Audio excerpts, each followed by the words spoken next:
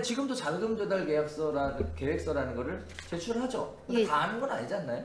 다 하는 거는 아니고요. 네. 일정 금액 이상이 됐을 때 하는데 자금 조달 계획 신고서 제출 의무가 일반인이 그냥 일반인끼리 거래했을 땐 당사자한테 있지만 그거를 공인중개사가 중개하는 경우에는 공인중개사한테 그 의무가 있거든요. 그래서 많은 분들이 자금 조달 계획에 대한 부분을 잘 모르고 있으실 수 있어요. 예. 아, 공인중개사가 하기 때문에. 네네. 아, 그렇군요. 근데 공인중개사가 임의대로 이렇게 자금 조달 계획이라는 걸 만들어서 제출할 수는 없잖아요. 오, 당연하죠. 그게 고가인 경우엔 더욱더 그러기 때문에 이게 이제 고가의 자금이 어떻게 돌아가는지를 확인하기 위해서 하는 거라 일반적으로 그냥 매수하시는 분들이 어떻게 자금을 취하시는지 다 확인하고 그거에 의한 수치를 기록하지 공인중개사가 임의로 기재하지는 않습니다. 네. 자, 일단 이 부분에 대해서는 공인중개사가 자금 조달 계획서를 작성해서 해야 되는데 사실 매수자가 자금 조달 계획서 작성에 거부할 수 있죠. 거부하고 본인이 직접 신고할 수도 있습니다. 네, 맞습니다. 아무데나 하는 것이 아니라 네. 투기과열지구에서 3억 이상 주택의 경우에 한해서만 자금 조달 계획서를 제출하는데 일단은 투기과열지구 3억 이상 자금 조달 계획서를 제출하는데 그동안 좀 문제가 있었다라고 본 것 같아요. 일단은 기존에는 예금, 부동산 매도액, 주식 채권, 보증금 승계 그리고 현금 등 기타 사항에 대해서만 이야기를 했었다면 이제는 예금, 주식 채권, 새로 들어온 것이 부동산 처분, 기존 주택 보유 현황, 그리고 증여와 상속이라는 부분이 새로 추가가 됐습니다. 자금에 대한 부분도 굉장히 까다롭게 이루어지고 있고요. 그 다음에 차입금에 대한 부분에 대해서도 과거에는 대출액, 사채, 기타 이렇게 구분됐었다면 지금 좀 구체화가 됐어요. 대출액, 임대보증금, 회사지원금, 그리고 사채 이렇게 구분되어 있습니다. 여기서 재미있게 바라보는 두 가지 관점이 임대보증금에 대한 부분이 추가가 됐다는 거고 그 다음에 회사지원금에 대한 부분이 추가가 됐다라는 거 이거는 굉장히 좀 의외인데요. 그리고 가장 좀 그런 게 뭐냐면 기존 주택 보유 현황에 대해서도 기록할 수 있게끔 이렇게 한다는데 당장 신고가 되는 것은 아니고 부동산 실거래가 신고에 관한 법률이 개정이 되어야 그렇죠. 네, 네. 실제 시행이 되는 건데 어찌됐든 주택을 구입하고자 하는 분들은 이런 것들 신고해야 되니까 이런 부분들에 대해서 준비하고 살아라고 이야기를 하는 것 같은데 전 개인적으로 회의적이에요.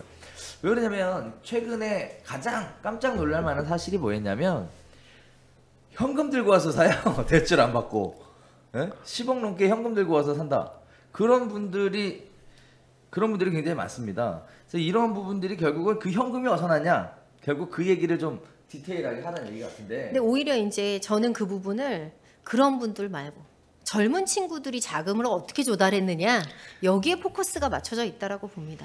젊은 사람들이 자금 어떻게 조달을 했느냐. 네, 예. 여기서 저도 한 가지 말씀을 드리면 요즘에는 다주택자 어머니나 아버님 같은 경우에 이제 주택 수가 많아서 네. 어느 하나를 또 추가 투자를 하고 싶으신 거예요. 근데 자기네들은 주택이 많으니까 아들이나 딸에게 명의를 가지고 집을 사는 거죠.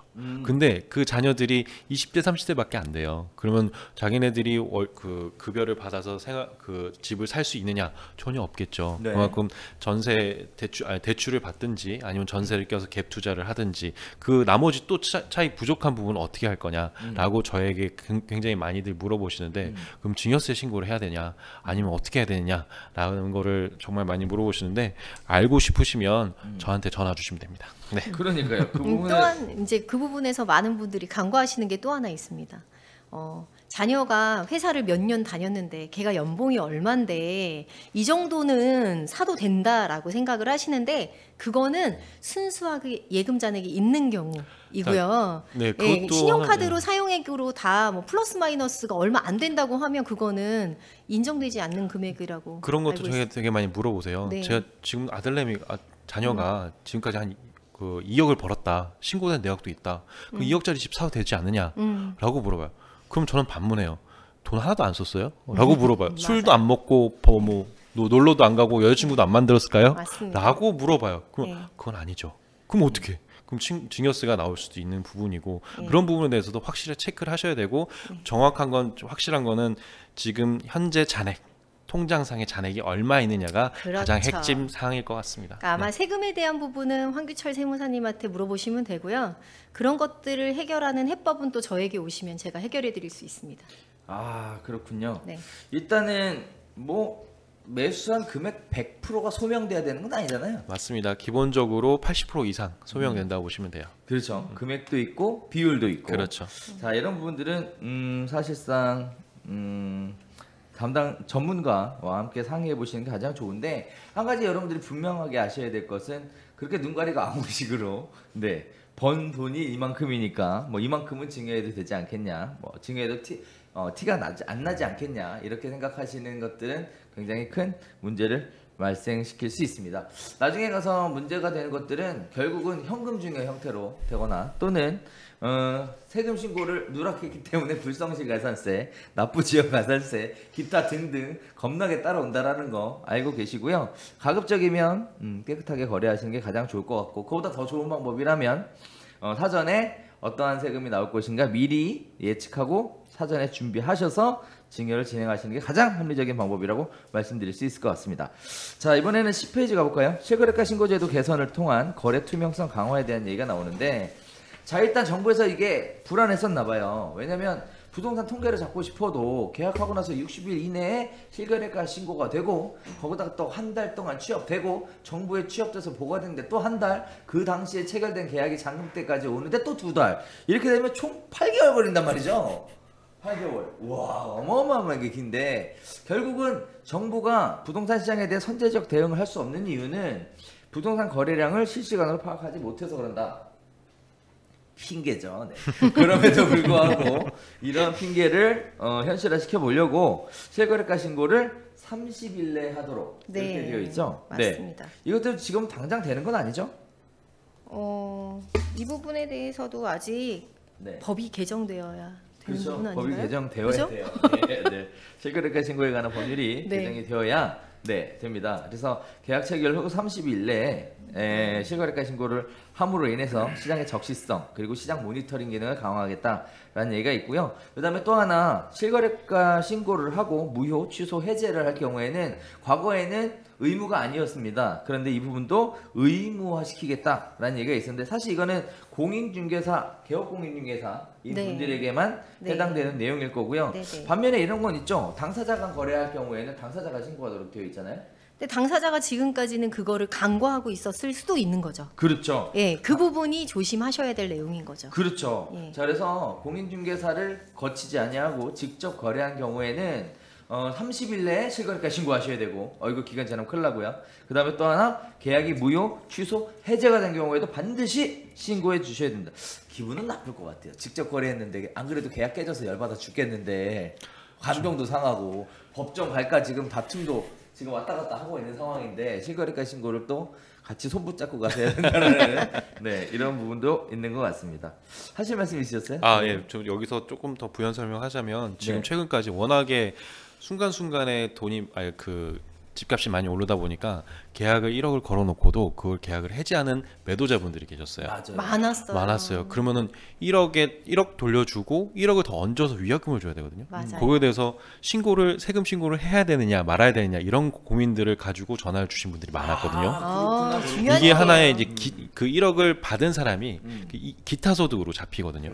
거기에 대한 거의 20% 이상을 일단 먼저 세금을 냈어야 되는 건데 그거를 하느냐 안 하느냐 원칙적으로 당연히 해야 되는 게 맞습니다. 네. 근데 그거를 국세청에서 알 수 있을까 없을까라는 거는 여기서 이제는 확실하게 알 수 있겠죠. 해제되면 예. 그렇죠. 네.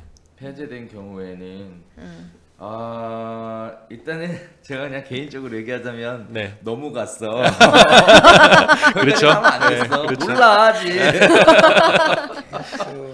혹여나 저희는 네네. 현장에서 이런 사례를 많이 보기 때문에 그렇죠. 혹시라도 또 꿀꺽하시고 입 씻는 분이 계실까봐. 아직은 몰라요. 그렇게 모른다고 자신 있게 얘기할 수 있습니다. 네, 이게 왜 그러냐면은 모를 정부가 수밖에 없는 모른다는 게 거죠? 정부가 모른다는 거예요.